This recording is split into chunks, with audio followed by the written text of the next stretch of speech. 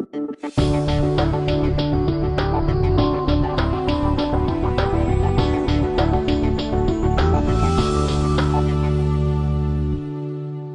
and thanks for joining us. Today we're discussing Internet best practices for nonprofits. And joining me are Chris Forbes, who is a nonprofit consultant and also the co-author of this book, Guerrilla Marketing for Nonprofits, as well as Terrell Sanders, who is the president of Main Street Enterprises, and you're also the director of Ministry Com, which is a nonprofit that helps churches improve their communications.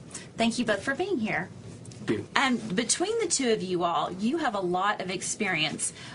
You've seen a lot of nonprofits in the ways they use the internet, both good and bad practices. What challenges do you see with this?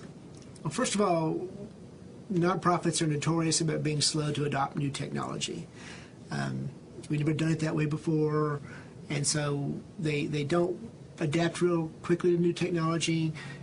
They worry about it too much, they wait too long, and then when they do adopt it, they tend to go overboard. They'll overplan, they'll wait until they have a master plan, they'll try and study every possible option, and when they do try to implement them, they try to implement plans that are often too big to go from zero to this complete system, and then they create systems they can't even support, and those are both challenges that we see. Okay. I think a lot of nonprofits haven't really fully embraced that they're in the communications business. You know, they're marketing and they're communicating ideas and trying to persuade people, but they haven't embraced that requires some thought and planning. It's not something you could just do, you know, like a relationship where you just talk to someone, and that's where the technology, you know, starts to wag the conversation tail. Or in my case, for marketing, a lot of people that you know, need to do marketing, they don't realize that they should have a plan. So I think it's very similar. You know, marketing is kind of a technology in a way, I guess. Right. Absolutely. Terrell, you mentioned that a lot of nonprofits are slow to embrace new technology, and I know that many of them probably feel like good websites are too expensive, that's not in their budget. Is that true? It has been. I mean, in the past, building good websites, using the internet for interactive content has been expensive. Took a lot of programming, took a lot of support. But now we've got these new tools that are so much more powerful. They're so much easier.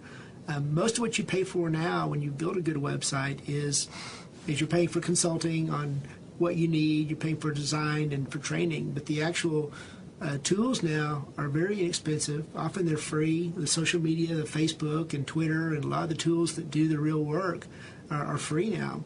And so, you know, we used to do $20,000 projects, and now we do $2,000 projects. It's amazing how much it's come down to the last 5 years or so. You know, technology, like earlier, Terrell was saying that technology scares people, and so they think that you know, either they're going to try to go in the free route or they think they have to go spend a lot of money.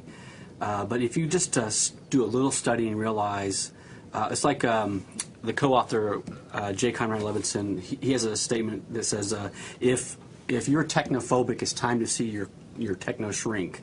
You know, it's time to take a look at technology and not to, you know, just talk about Terrell. But one of the things that I like about Terrell is he's taken it and put it all in a package, so that when you look at it, it's not, you know, you don't want to just have like a free website hanging out there with your name and, you know, say a Gmail or a Yahoo account.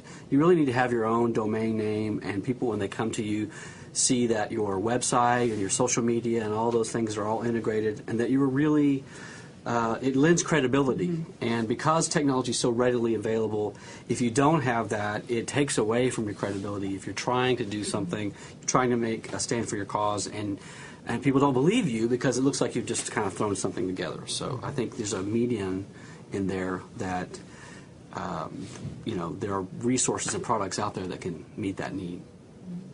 Terrell, you recently published an article about best practices. Can you tell us a little bit about that? Sure. A couple of them that I think are really important for nonprofits. First of all is make sure that all of your other materials link back to your website. We've been real effective with churches, helping them reduce their communication costs. Where they used to print big brochures, they can now print one-page flyers and say the details on the website. Where they used to print newsletters, they can now put out PDFs and email them. And so as we go through all the nonprofits' communications, we're looking for ways to shrink those communications and link them back to the website. The other advantage is that material is now on the website, so anyone that finds you through the web that's not your mailing list can still get your information. The second item we talk about in our white paper is being sure to publish in bite-sized segments of information. Again, in the print world, the economy and scale of print was always to print a large number of things in the smallest number of times, because printing costs so much and postage costs so much that you wanted to print a 15-page newsletter once a quarter. But with the internet, we can publish much smaller doses of information to our audience. They hear about us a lot more often. We can send out a small newsletter weekly. We can send out Twitter posts or blog posts daily and really keep up in the mind of our audience with a small number of small items, and be a lot easier on our staff, a lot easier on us, much less expensive than trying to publish a big publication that only comes out monthly or quarterly. So those are two of the things that we talk about in our best practices. I think also if you don't have a lot of money and you're a nonprofit, most nonprofits don't, then you're down to time, energy, and imagination. And so what Terrell says about publishing short bites of information, that helps search engines find you when people are searching on those topics. And if you have these long topics, it may find you, but it's a whole lot easier for the search engines when you're talking on various topics and you start coming up in the results, and people will find you that way. Another idea is that if you look at your nonprofit's mission statement, if it were to come up in a results in a search engine, would you want to click on it? A lot of people don't think about how they write, and so you're writing for an audience that is not only the mechanical audience of the search engine, you're also writing for an audience to motivate them. So those short little posts allow you to kind of think about who you're talking to and in ways that would appeal to them and get them to your site where they can find out more about your organization. Those sound like great ideas. Are there any other easy ideas that you can think of worth mentioning? Sure. And a couple of these can be put on your current site without having to go back and start a whole new site. But you can take donations online. And it sounds really simple, but you'd be amazed how many nonprofits don't have a way of taking donations online. But there's services now that are virtually free. You can use PayPal, and you can put a button on your site. People click on it, and they can give you money right there on the internet. The politicians have figured this out in the last couple election cycles, that a large number of donors with small amounts of money can make a difference. And the other big one now is you can collect data online. We've always had the ability on the internet of having forms people can fill out and surveys they can fill out. But historically, it's been pretty expensive to put those together, and so only the really large groups can do that. But now with these new tools, these new open source tools, it's very easy to build these forms. So if you want to do a volunteer form or a questionnaire or a poll, the website can ask all the questions, it can tabulate all the information, and you can just log into the website and export all that data very easily. And so you can use the web now as a tool to get information back from your audience instead of just being a newspaper that sends information out all the time. And those are both very easy and inexpensive things to do, either on your current website or on a new project. Free idea also on social media is, whereas always in the past we've been trying to harvest and find out information about our donors, and not only do we want to know, their name and address and information, but we want to know what their hobbies are and, ways that you can relate to them and find out, how your relationship can grow, because that's really the basis of donations, not the number of times you hit people, but the people and how well they feel they know you and trust you and feel a part of what you're doing. Well, now with social media, you can get to know your donors through Facebook and Twitter or their blogs and kind of see what they're into. And then when the time is right, then you can offer something to a specific donor that maybe another person it wouldn't appeal to them, but you know enough about them. And so that's a way to even get larger gifts, is by thinking not only in the share of donors that are out there, but the share of your donor, how involved they are in your organization. And we're living in a great period where technology is making it easy and leveling the playing field for nonprofits. Okay. Okay, so those are all great ideas, but how do people get started with them? How do they implement them? Well, the big thing that we advise nonprofits is to start simple, because again, there tends to be this feeling it's like building a new building or starting a huge capital campaign where you've got to plan it all out before you get started. The internet just moves so fast and there's so many options that it's almost impossible to exhaustively research something before you get into it.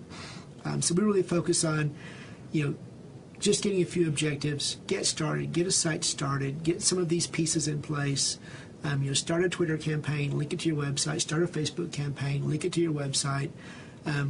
Don't over-design.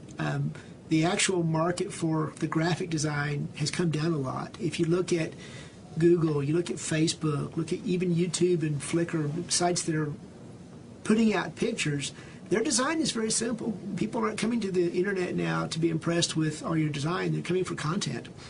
And so we hate seeing organizations that spend way too much time making all the pretty part and then not spending time putting in the right words and the right pictures. So we don't over-design it. Start simple. Build in phases. Understand that the internet moves so quickly that it's probably not wise to lay out a 5-year plan before you start day one. And, start a few pieces that you can work with and then adjust and keep moving that way. And give yourself permission to fail. I mean, you got to get out there and learn it. And things that, like in print, if you make a mistake, a typo or whatever, it's there forever. When you get on the web, you can change, and learn and adapt and grow. So really, I think the best thing is just to get started and then, fire, aim, ready, I guess. Okay, Terrell, you've built a model website where people can go and look at that and get some ideas. Can you tell us about that?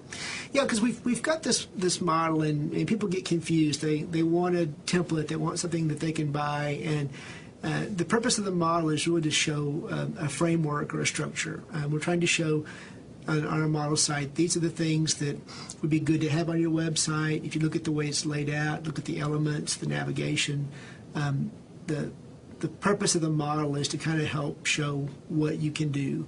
It's not a recommendation as in these are the colors or these are the styles or these are the way the margins should be laid out. But if you look at our model and you look at the type of content that's on it, look at how the content is structured, that should be fairly useful for lots of organizations. And then you can go through and make it look your own way. But we've got the model on our website. You go to mainstreetopen.com/model, and you can see this example. And there's some examples, there's some copy in there that talks about how it works and what type of elements are on there. And where do they go to find these resources? We've got the model website on our site at mainstreetopen.com.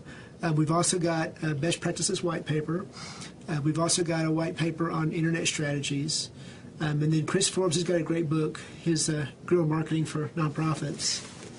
And that's available through Amazon? Yeah, it's available for Amazon or also in your local bookstore, like Barnes & Noble, places like that. Cool.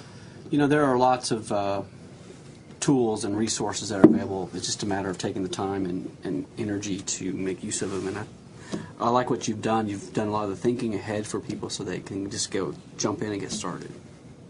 Well, that is a lot of great advice for nonprofits, and I just thank you both for being here. I really appreciate your time.